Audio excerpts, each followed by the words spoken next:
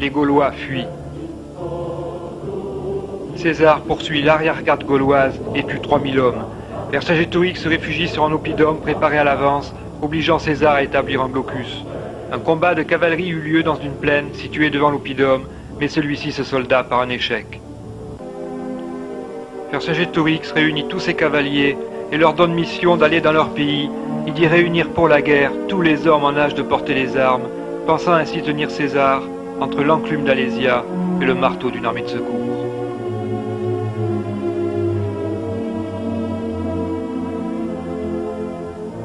Les jours passèrent et la famine s'installa sur l'oppidum. Les Mandubiens furent expulsés et s'en allèrent supplier César de les accueillir.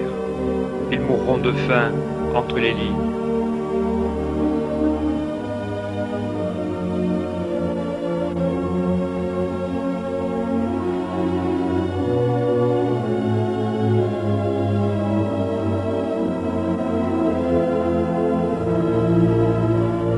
Sur l'oppidum, le découragement s'installa. Les guerriers guettaient au loin l'apparition de leur délivrance.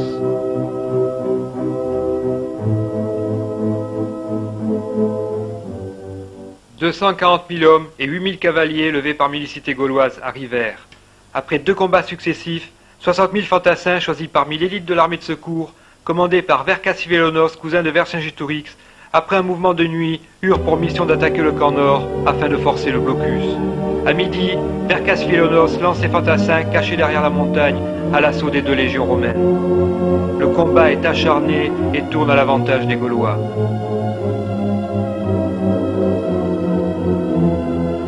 Vercingétorix fait sortir ses troupes de l'oppidum et les lance à l'assaut des fortifications de la plaine.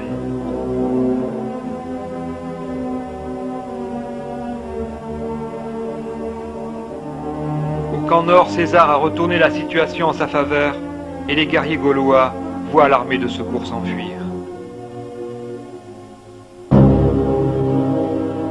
Tous les lieutenants de César sont là et regardent celui qui se rend à eux.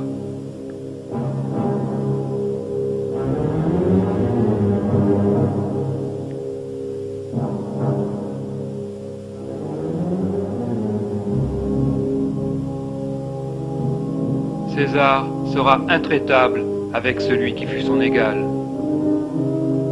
Les armes sont jetées aux pieds du vainqueur.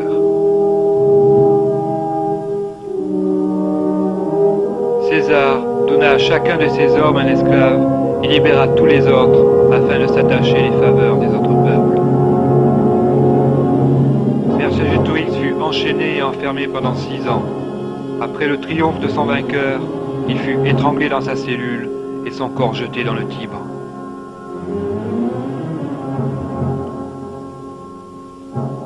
C'en était fini de la Gaule.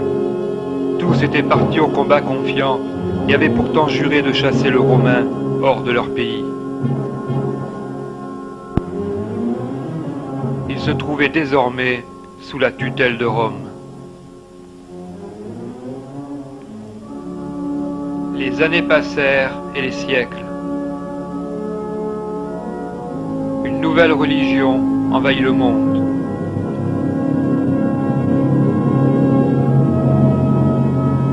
Sur Alésia, les arbres poussèrent et recouvrirent d'un vert linceul la montagne sacrée.